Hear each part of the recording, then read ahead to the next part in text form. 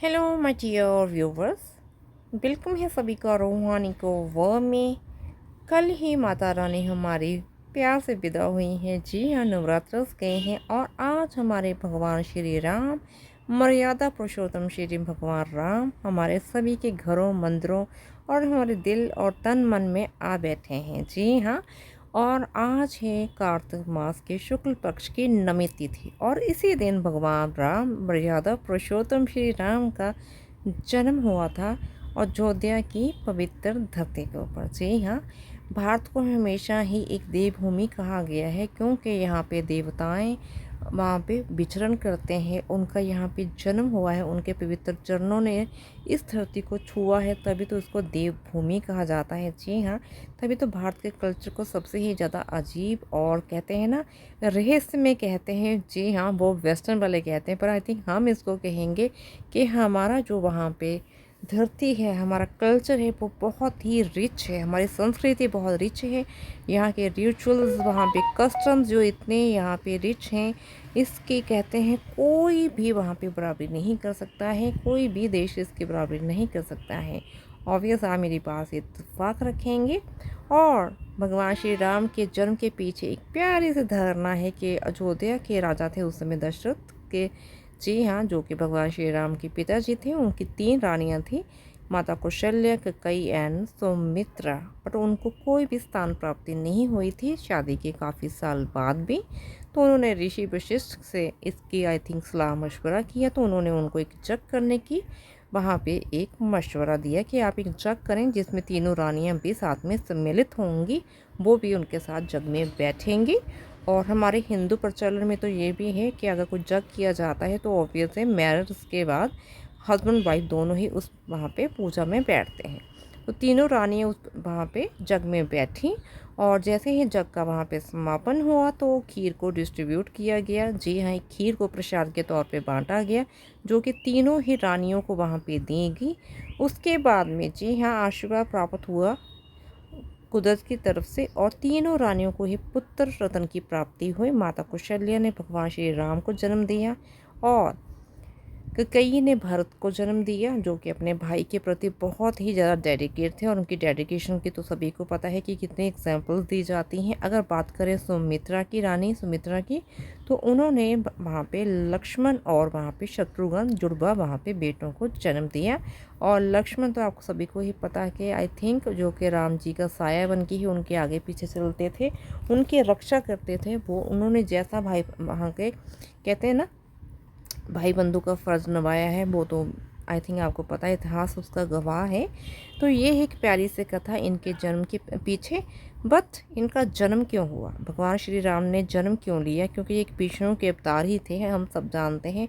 भगवान विष्णु का अवतार लेकर आए थे वहाँ पे हमारे राम भगवान। जी हाँ, तो ये इसलिए होता क्योंकि उस पर समय दानवों की बहुत ज़्यादा ही तादाद बढ़ गई थी धरती के ऊपर। और वो अपने ऋषि मुनियों को जो तप किया करते थे, पवित्र आत्माएं थी जो कि आई थी भगवान की वहाँ पे भजन में मगन रहना चाहते थे, वो उनको तंग करते थे। उनके वहाँ पे जो आश्रम वगैरह को तोड़ देते थे। उनकी जो कन्याएं होती थी, उनकी लड़कियां होती थी, उनको उठाकर ले जाते थे। खूब उन्होंने हड़कंप मचा रखा था। तो भगवान ने जी हाँ एक लीला रची और भगवान विष्णु भगवान श्री राम के तौर पर जन्म लेकर इस धरती के ऊपर आए। और सबसे ज़्यादा इम्पोर्टेंट इनके जन्म लेने के लिए ये भी कारण माना जाता है कि राजा जी हाँ लंकापति रावण ने भी उस समय बहुत ही उद्यम मचा रखा था। उनका भी संहार एक वहाँ पे एक पुरुष जी हाँ जो कि एक मानव हो सकता था, वो ही कर सकता था। तो ये जस्ट एक लीला रची गई थी भगवान की तरफ से। भगवान श्री राम ने जन्म लिया, उसके बाद में उनका राज तिलक न होते होते आई थिंक कहते हैं वहाँ पे जो मथुरा के ज़ुबान से बात निकली कैकेयी तक पहुँचे। कैकेयी ने वहाँ पे राजा दशरथ से आई थिंक उनको वहाँ पे वनवास दिला दिया। ये सब बातें वहाँ पे कुदरत ने पहले ही तय कर रखी थी और ये बस इसके पीछे था रावण का, लंकापति रावण का संहार होना वहाँ पे तय था। इसलिए ही भगवान राम ने इस पवित्र भूमि के ऊपर जन्म लिया था। अगर बात हम करेंगे पुरुषोत्तम राम, जी हाँ मर्यादा पुरुषोत्तम राम की बात करेंगे तो वो एक आज्ञाकारी पुत्र के तौर पर आई थिंक बहुत ज़्यादा ही प्रख्यात हैं और एक अच्छे भाई के तौर पर वो प्रख्यात हैं। एक अच्छे पति के तौर पे विख्यात हैं। अगर बात करें माँ सीता के लिए, उन्होंने आई थिंक लंकापति रावण की लंका को भी जला डाला वहाँ पर। अगर बात करें एक अच्छे वहाँ पे वो डेफिनेटली एक राजा भी साबित हुए, क्योंकि उनके राज्य में वहाँ पे कहते थे कि इतना ज़्यादा एक अच्छा राज माना जाता था उनकी। वो अपनी वहाँ पे जनता का इतने अच्छे से वहाँ पे सभी का वहाँ पे कहते हैं अच्छे से निर्णयों को वहाँ पे सुना करते थे, कि जो कि एक बहुत ही माने हुए थे। राम राज्य था उस समय कि उसमें किसी के साथ कोई अन्याय नहीं हो सकता था। अच्छे बेटे थे, अच्छे पिता थे, अच्छे पति थे और अच्छे भगवान भी थे। जी हाँ, जिनको हमारे भगवान हनुमान बहुत मानते हैं।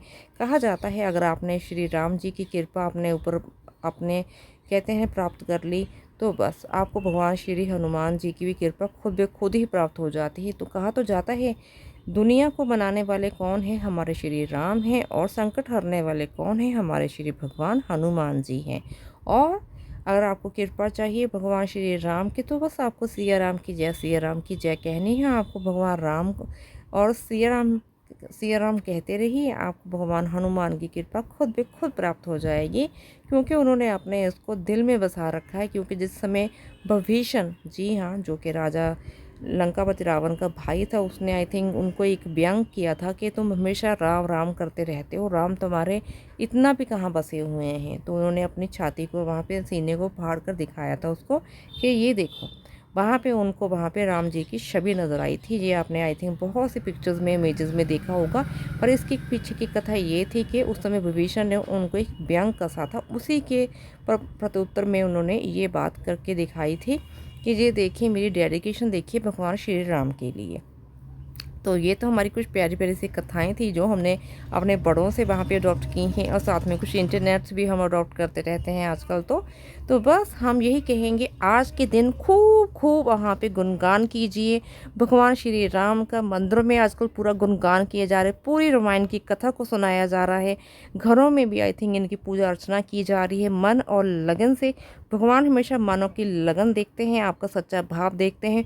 तो बस भगवान राम की खूब आज वहाँ पे गुणगान करें, सिया राम। जी हाँ, इस समय भगवान सभी कहते हैं सभी के ऊपर कृपा बनाए रखें। और माँ सीता, जी हाँ, जिन्होंने इतना बड़ा बलिदान दिया, डेफिनेटली उनसे इतना दूर रही। जस्ट एक वहाँ पे कहते हैं ना, एक मानव को वहाँ पे एक अच्छा संदेश देने के लिए कि भगवान से ऊपर कोई नहीं होता। जी हाँ, तो बस आज के दिन फिर से मैं यही कहना चाहूँगी, मेरे व्यूवर चाहे वो वहाँ पे सब्सक्राइबर नॉन सब्सक्राइबर कहें, जहाँ पे सब्सक्राइबर हैं, तो इंडिया से लेकर अब्रोड तक जो भी इस फेस्टिवल को मना रहे हैं उनको ही ढेर सारी शुभकामनाएं रामनवमी की। और इससे ही हमारे प्यारे प्यारे भारतवर्ष में जो फेस्टिवल्स आते हैं आप उनको सेलिब्रेट करते रहें। विदिन आई थिंक एक वीक में ही हमारे भगवान श्री हनुमान जी का भी वहाँ पे जन्म तिथि मनाई जाएगी। जी हाँ, बालाजी महाराज की। उस दिन भी हम आपके साथ ऐसे ही बने रहेंगे। बस फिर से बोल दीजिए सिया राम की जय हो, जय हो, जय हो। बस अपने में कुछ थोड़े से गुण आई थिंक धारण करने की कोशिश करें भगवान श्री राम की, तो आई थिंक आपका जीवन सफल हो जाएगा। प्यार से बोल दीजिए जय सिया राम।